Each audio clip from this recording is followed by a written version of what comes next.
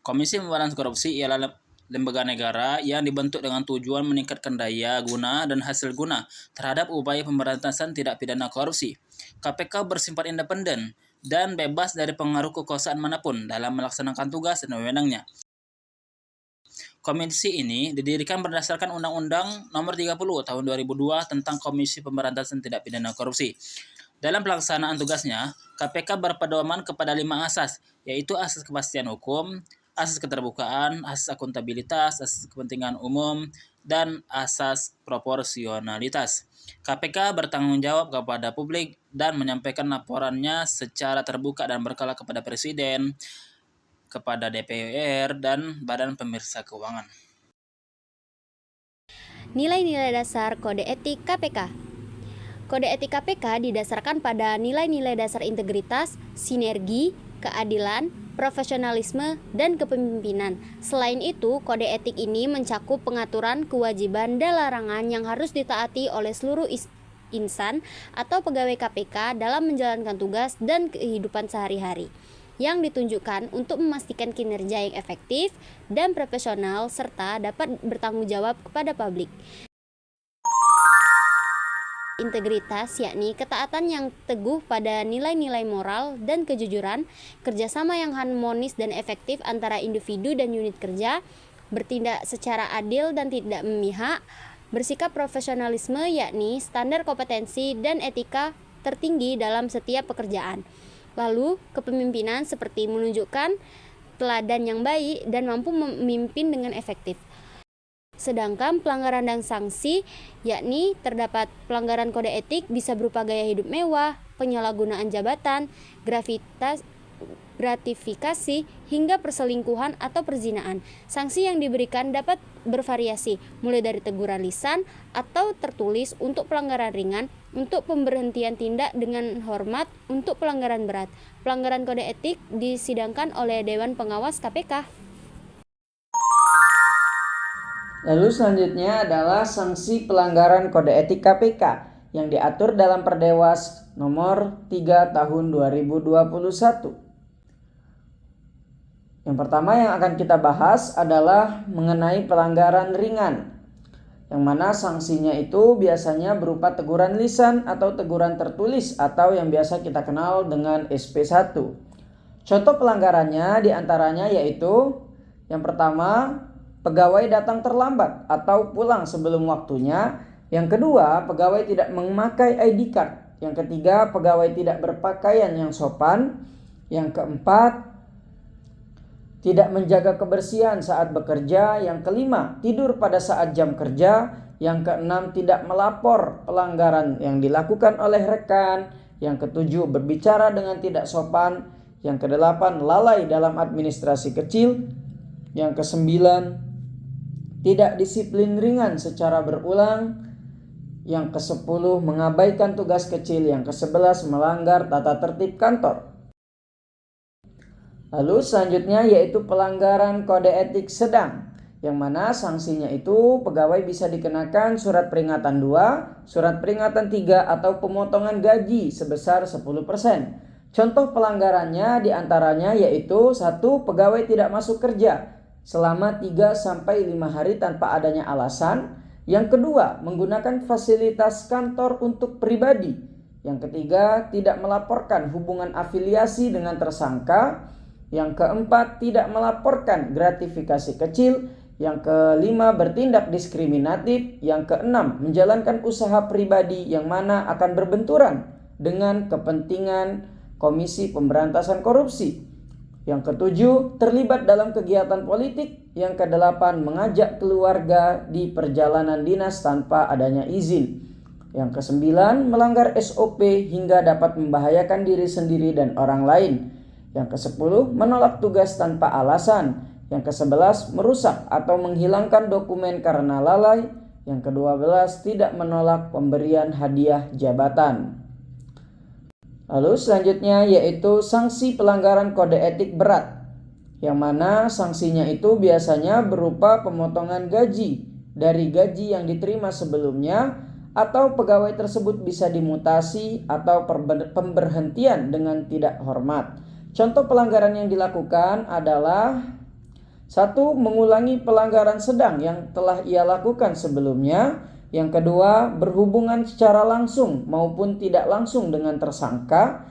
Yang ketiga, menggunakan ID card atau surat tugas dengan cara menyalahgunakannya dalam hal-hal yang tidak baik. Yang keempat, menerima penghasilan dari pihak luar. Yang kelima, menjadi perantara proyek dengan KPK. Yang keenam, merusak atau menyembunyikan dokumen penting milik KPK. Yang ketujuh, membocorkan informasi rahasia milik KPK. Yang kedelapan, tidak melaporkan adanya gratifikasi. Yang kesembilan, memasuki tempat yang mencoreng nama baik lembaga KPK. Yang kesepuluh, melakukan pelecehan atau tindakan asusila. Yang ke-11, melakukan kekerasan fisik atau verbal. Yang ke-12, melakukan tindak pidana selama menjadi pegawai di Komisi Pemberantasan Korupsi.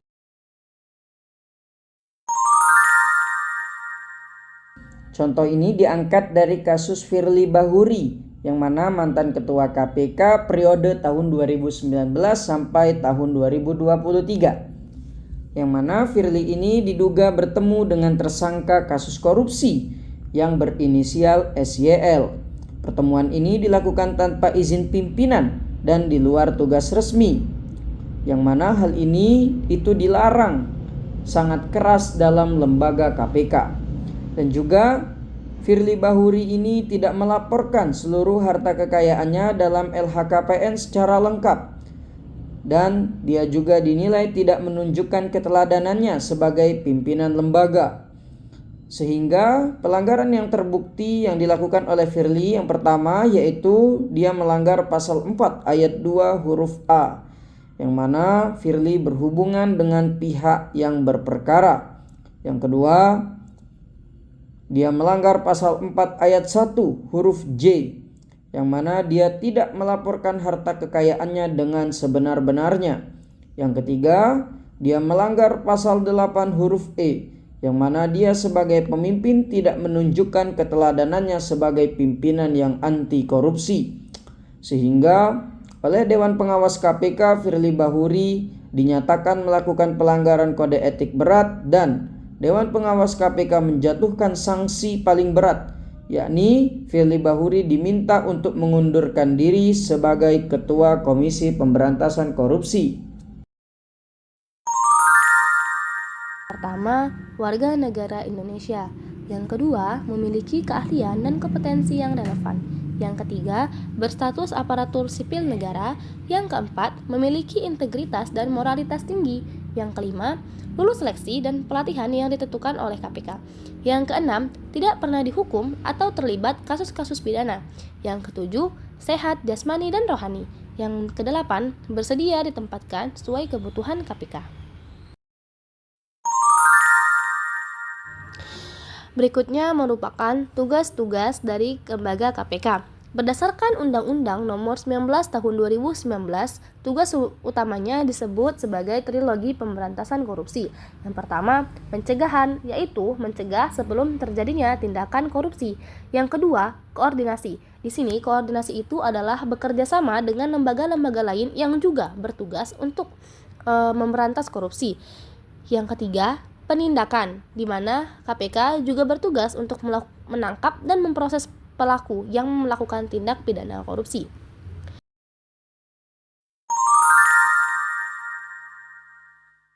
KPK memiliki wewenang khusus yang tidak dimiliki lembaga lain, terutama untuk menangani kasus korupsi besar.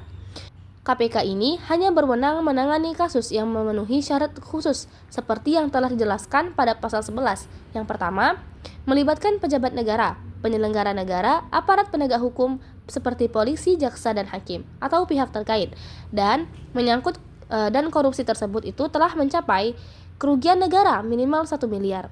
Nah, lanjut kita ke wewenang khusus dari lembaga KPK.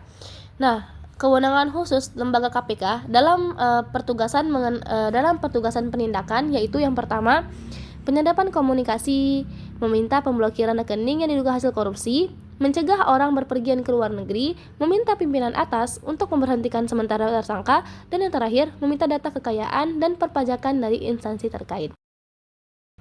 Yang kedua, itu ada wewenang dalam pengawasan penegak hukum. KPK bisa menjadi wasit bagi lembaga penegak hukum lain. Yang pertama itu supervisi, mengawasi dan menelaah kasus korupsi yang ditangani polisi atau kejaksaan.